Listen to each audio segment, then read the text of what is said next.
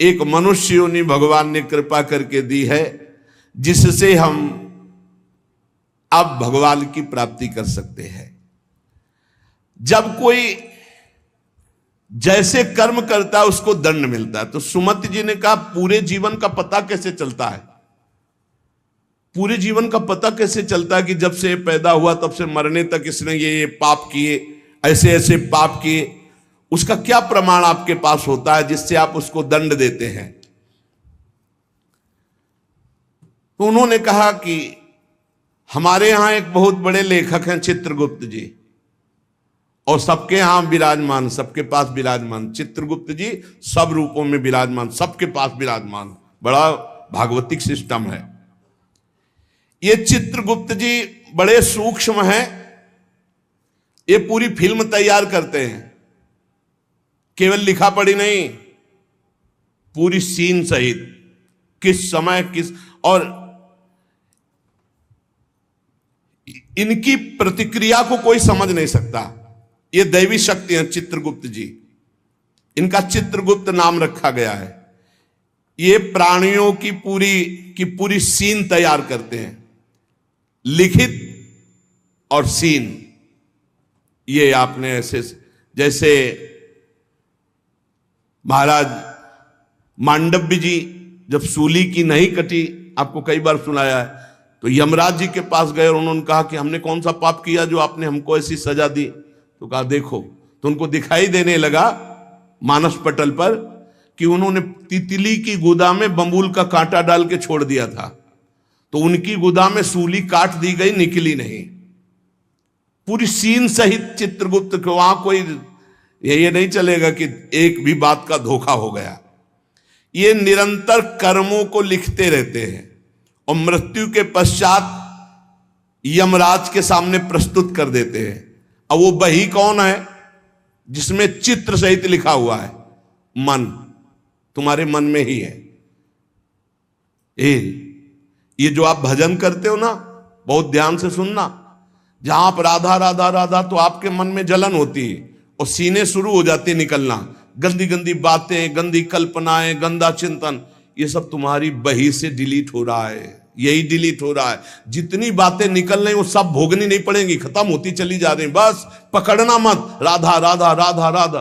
बोले कई महीने हो गए वही चल रहा है, तो वही भरा है, चित्रगुप्त ने वही भरा है। अब वो सब खाली हो रहा है। ये बहुत बढ़िया, अवसर खाली कर डालो पूरा। निर्मल मन जन सो मोहि पावा, मोहि कपट छल छिद्र न भावा। ये चित्रगुप्त जी की बही क्या है? तुम्हारा मन, तुम्हारे मन में ही लिखते हैं और कहीं नहीं। उनका कोई अलग रजिस्टर नहीं है। वही मन जो पापाचरण सोचता है, करता है, उसी में लिख रहे हैं वो। बहुत सुंदर बात है। जो भजन करते हुए निकलते हैं ना, बिल्कुल डिलीट हो रहे हैं। इतना भजन करो, पूरा खाली कर डालो, जीवन मुक्त हो जाओगे।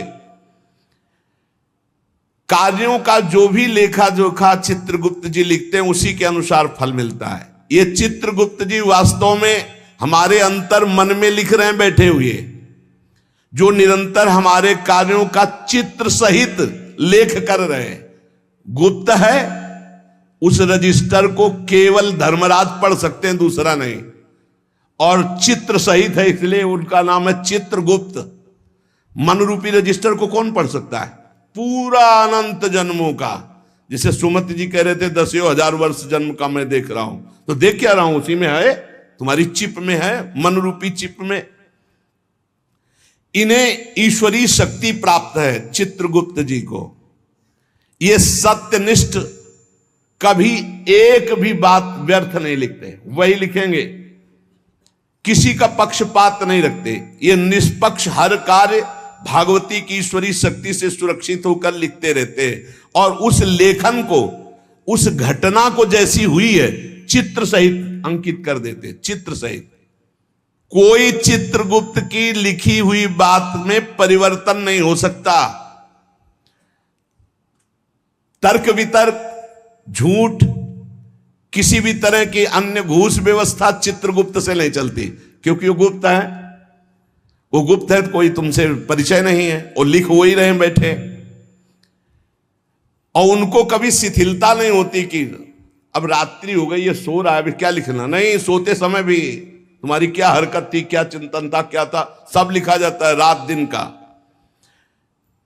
बाहरी तो पुण्यों को बढ़ा चढ़ा कर दिखाया जाता है, परंतु चित्रगुप्त जी आंतरिक बात लिखते हैं। जैसे आपने बाहरी 1,00,000 रुपए अमुक ने दान किए और आपका उद्देश्य था कि मेरा नाम हो जाए, तो वहां लिखा जाएगा व्यर्थ दान 1,00,000 रुपए का, इसका कोई फल नहीं, क्योंकि समाज में तालियां और वाहवाही सुन ली है। चित्रगुप्त जी ने लिख दिया, कुछ लाभ नहीं मिला। और 1,00,000 रुपए ऐसे कि कोई जान नहीं पाया, और साधु सेवा, भगवत सेवा, गौ सेवा चुपचाप किसी ने नहीं जाना। अब वो लिख दिया गया, ये दान इनका सार्थक है। अरे बहुत नाटक होते डोनेशन लेने के, बहुत नाटक होते। गुप्त दान होगा तो चित्रगुप्त लिखेंगे, नहीं तो जीरो, कोई उसका फल नहीं है। ये जो यश कीर्ति माइक से और जो छपवा देते हैं ना, पेपर में भी निकलवा देते हैं, अब जितने पढ़े वो सब डिलीट होता चला गया उनका पुण्य। यही तो नहीं समझ रहे। यहां जो अधिकार पदों में हैं, जो घूस लेते हैं, वो सब लिखा जा रहा है। ये न समझो कोई है बड़ा अधिकारी, वो ऐसी जगह गिरा के तुम्हें फंसा देगा कि फिर तुम्हारा अधिकार काम नहीं चलेगा। असंख्य क्रियाओं को 1 सेकंड में लिपिबद्ध चित्र सहित कर देते हैं, इतनी बड़ी सामर्थ्य है। असंख्य क्रियाओं को, असंख्य कितने जीव हैं, असंख्य क्रियाओं को 1 सेकंड में चित्र सहित लिख देते हैं, पूरी सीन सहित। प्राकृतिक यंत्रों के द्वारा इनकी लेखनी नहीं जानी जा सकती। दिव्य पुरुष जो सिद्ध है, भगवत प्राप्त, वही समझ सकता है। चित्रगुप्त के खींचे हुए चित्र बड़े सूक्ष्म होते हैं, और ये हजारों लाखों जन्मों तक मिटेंगे नहीं, तुम्हारे मन में ही हैं। चित्रगुप्त के दरबार में स्थूल क्रिया तुम क्या कर रहे हो इसका महत्व नहीं है, भावना को, वो क्रिया कैसी भावना से वो लिखी जाती है। वहां सूक्ष्म भावनाओं से जो संकल्प बना क्रिया का, वो लिखा जाता है। गुप्त मन में एक भाग में ये लिखा पड़ी होती है, एक भाग में क्रिया का संकल्प बनता रहता है। दान, यश, कीर्ति, तपस्या, अगर ये बाहरी दिखावे के लिए है तो जीरो, वहां लिख दिया जाता है। बहुत सावधानी की जरूरत है। परमार्थ भावना से यदि कर रहे हो तो उसका फल मिलेगा, और दिखावा की भावना से कर रहे तो उसका फल नहीं मिलेगा। दिखावे की भावना वाली बात में जीरो लिख देते हैं चित्रगुप्त जी। ये सत्संग है बिल्कुल सुधार के लिए।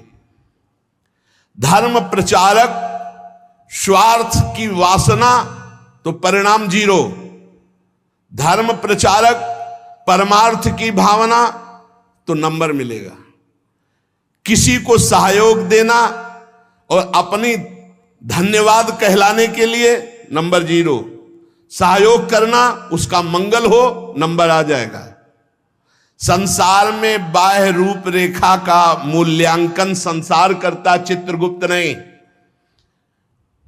चित्रगुप्त जी देखते हैं कि ये जो दान किया ये अपनी चर्चा चाहता है, ये धर्म ध्वजी है, ये अंदर धर्म नहीं है, तत्काल लिख दिया इसका दान व्यर्थ, इसकी कार्यप्रणाली व्यर्थ, क्योंकि इसका चिंतन, प्रचार प्रसार जो भी हुआ उसमें यश कीर्ति था। अंदर के भाव को देखते हैं।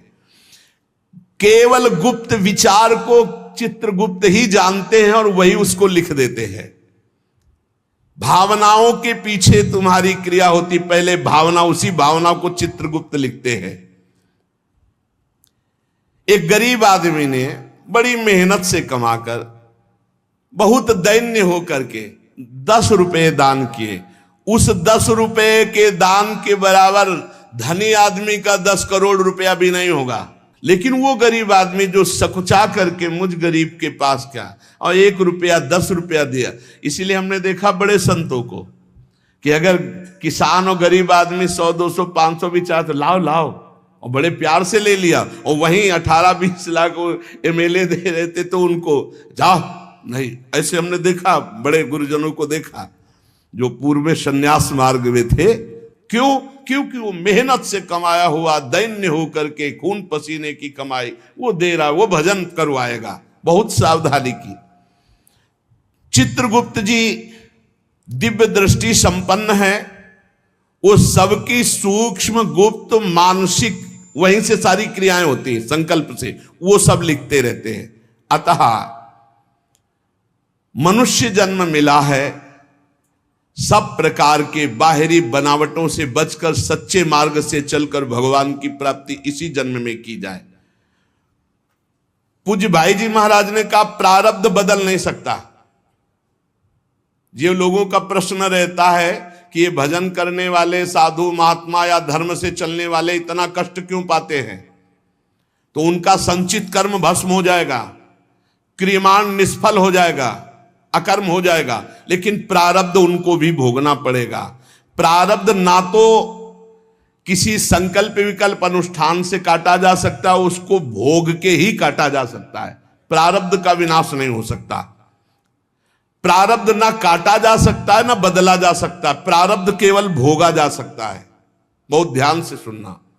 परंतु यदि अधिक भजन हो जाए प्रारब्ध से, प्रारब्ध है मानो 50 और भजन हो गया 100, तो नवीन प्रारब्ध की रचना हो जाएगी तुम्हारा कि अब इस जन्म में तुम्हारा कल्याण हो जाएगा, तुम आगे सुख प्राप्त करोगे, तुम उत्तम लोकों को जाओगे, लेकिन पूर्व प्रारब्ध तुम्हें भोगना पड़ेगा। और अगर इतना भजन हो जाए कि पूर्व प्रारब्ध को मिटा दे, तो फिर भजन का मतलब क्या रहा? प्रारब्ध मिटा दिया, शरीर छूटा, लाभ तो मिला नहीं। इसीलिए भजनानंदी कभी अपने प्रारब्ध को नहीं मिटाते, प्रारब्ध को भोग लेते हैं और भजन के बल से भगवान को प्राप्त होते हैं। प्रारब्ध में जैसे लिखा हुआ है कि तुम्हारे संतान नहीं होगी और आपने पुत्रेष्टि यज्ञ करवा दी, बहुत उच्च उत्तम आचार्य के द्वारा, मंत्रों के द्वारा, और सिद्ध आपकी यज्ञ हो गई, तो नवीन प्रारब्ध की रचना हो जाएगी। प्रारब्ध में लिखा पुत्र नहीं होगा लेकिन पुत्र हो जाएगा। लेकिन प्रारब्ध में लिखा कि तुम्हें कुष्ठ भोगना पड़ेगा, तो इसके लिए नहीं, इसको तो भोगना ही पड़ेगा। कुछ प्रारब्ध ऐसे है, जैसे आपका प्रारब्ध बहुत बुरा भोगने का है और कोई ऋषि मुनि संत महात्मा आप पर प्रसन्न हो गया, तो नवीन प्रारब्ध की सुख संपादन की व्यवस्था हो जाएगी। या वरदान दे दे वो, जे आपने बहुत कोई यही तमंगल कर दिया और बड़े सुखी हो, और वो साप दे दे, तो वहीं से नवीन प्रारब्ध रचना हो जाएगी, वो अब नष्ट होना शुरू हो जाएगा। आपके प्रारब्ध में नहीं था नष्ट होना, लेकिन वो तपोबल से युक्त है, वो नवीन प्रारब्ध रच देंगे, तुम्हारा बुरा या तुम्हारा भला। देखने में बुरा लगेगा, लेकिन आज तक किसी महात्मा से किसी का बुरा नहीं हुआ। वो साप दे दिए हैं, वो उनको किसी भी योनि में भेज दिए, लेकिन भगवत साक्षात्कार करा दिए। संत ते होए न कारजहारी। प्रारब्ध का निर्माण संचित कर्मों से होता है, जो संचित कर्म जमा है। इसलिए भजन करने वाले को चाहिए कि अनुकूल या प्रतिकूल जैसा प्रारब्ध आवे, उसे चुपचाप भोग लो, मिटाने की कोशिश मत करो। भजन से भगवान की प्राप्ति करो, संचित भस्म हो जाए, ये नरकों की दुर्गति से बच जाओ।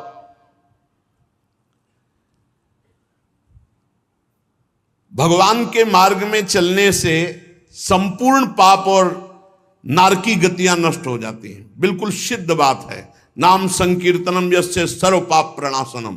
ये जो आज आपने सारी चर्चा सुनी, इस चर्चा में जितने दंड विधान सब पे पोछा लग जाएगा यदि राधा राधा राधा कृष्ण कृष्ण कृष्ण हरि हरि जपोगे। इसीलिए हम हर प्रश्न का उत्तर नाम देते, नाम, क्योंकि नाम के समान नाम है। इससे बड़ा कोई साधना नहीं, इससे बड़ा कोई दान नहीं। बस बचते रहो, कहीं कोई ऐसा कर्म न बन जाए जो तत्काल तुम्हारे प्रारब्ध को बदल दे और बुरा प्रारब्ध ले आवे। साधु अवज्ञा तुरत भवानी, कर कल्याण अखिल के हानि। साधु वैष्णव भगवत भजनानंदी जनों से थोड़ा डर के रहो कि कहीं इनके दिल को हमारा वचन, हमारी चेष्टा दुखद ना हो जाए, कहीं कोई हम इनकी निंदा न कर बैठे, कहीं कि इनका अपराध। साधु एकमात्र ऐसा है, वैष्णव साधु भगवत भजन करने वाला, कि तुम्हारे सारे सुकृतों को एक पल में नष्ट कर सकता है। भक्तन निंदा अति बुरी भूल करे जिन कोय, किए सुकृत बहु जन्म के छिन में दारे खोए। भगवान का नाम कीर्तन, भगवान की कथा में बड़ी अपार सामर्थ्य है। एक भयंकर प्रेत एक कथावाचक कथा करके जा रहे थे, तो रास्ते में वो भयंकर प्रेत प्रकट हो गया। बार बार इधर उधर उधर प्रकट होता। कई बार घटना ऐसी देखी है, आंखों देखी है। वो तभी समझ में आता प्रेत है जब कभी इधर कभी इधर, कभी सामने कभी पीछे कभी आगे। अब वो तो एक पूर्व के समय में था, तो एक हाथ में लालटेन थी संध्या के समय, एक हाथ में पोथी थी भागवत की। अब वो छू सकता नहीं था, बार बार भयावह रूप रखता। उन्होंने कहा कि हमें लग गया है पता कि आप अधोगति को प्राप्त कोई जीव हो, प्रेत योनि को प्राप्त हो। थोड़ा तो डर लग रहा है हमें, पर हमें तुम छू नहीं सकते हो क्योंकि मैं नाम जपता हूं, मेरे साथ भागवत है। प्रेत ने आए समीप आकर कहा कि डर नहीं लग रहा तो अब मैं तुमसे बात करता हूं। मैं तुम्हें तंग करने नहीं आया। और रोने लगा। मैं अपना उद्धार कराने आया हूं। तुम पिता के समान हो, जो नाम जप करता है, भगवत चर्चा करता है, वो सारे चराचर को पुत्र के समान प्यार करता है। मैं भी तो आपका पुत्र हूं। मैं दुर्गति को प्राप्त हो गया हूं। आज तक मुझे ऐसा कोई दिखाई नहीं दिया जिससे मेरा कल्याण होता। आज आप दिखाई दिए जिससे मेरा कल्याण होगा। मैं बुढ़वा नाम का प्रेत हूं जो पानी में ही रहता हूं पर पानी नहीं पी सकता हूं। बड़ी दुर्गति होती है। इसी तालाब में रहता हूं, रास्ते से निकलने वालों को देखता रहता हूं कि कोई ऐसा निकले जो मेरा उद्धार कर दे। मैंने कभी किसी का प्रेत योनि में कुछ नहीं बिगाड़ा है, परंतु अब मेरा चैन हट गया। अब बहुत व्यथा, बहुत कष्ट हो रहा है।